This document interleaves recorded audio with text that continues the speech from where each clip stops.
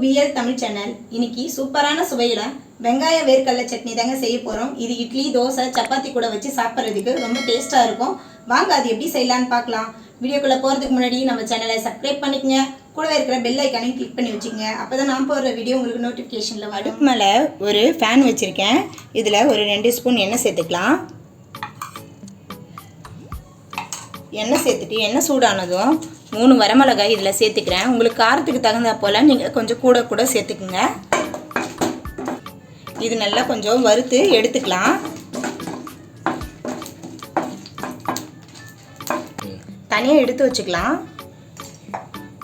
இதே ஃபேனில் 10 பல்லு பூண்டு போட்டு நல்லா வதக்கி எடுத்துக்கலாம்.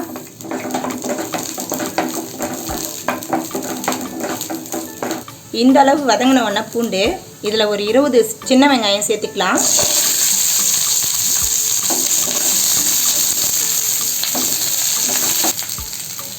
சின்ன வெங்காயம் போட்ட உடனே இந்த அளவுக்கு சின்ன சைஸ் நெல்லிக்காய் சைஸ்க்கு புளி எடுத்துருக்கேன். இதை போட்டுக்கிறேன்.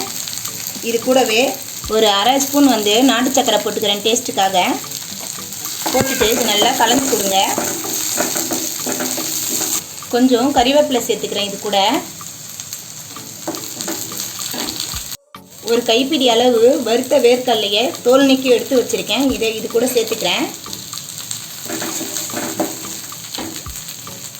ஒரு கைப்பிடி அளவு துருவிய தேங்காய் எடுத்து வச்சுருக்கேன். இது கூட சேர்த்துக்கிறேன்.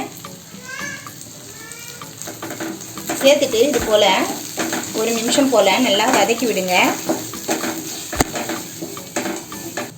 டேஸ்ட்டுக்கு தேவையான உப்பு போட்டுக்கலாங்க. உங்களுக்கு எந்த அளவு வேணுமோ அந்த அளவு சேர்த்துக்குங்க. உப்பு நான் 1/4 ஸ்பூன் அளவுக்கு சேர்த்துருக்கேன்.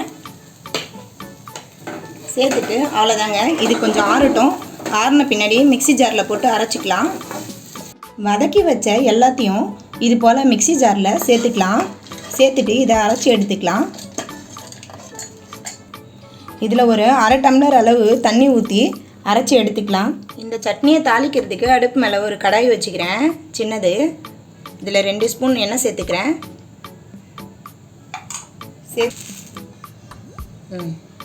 இதில் கடுகு உளுத்தம் பருப்பு சேர்த்துக்கலாம். சேர்த்துட்டு நல்லா பொரியட்டன்னு சொல்லிவிட்டு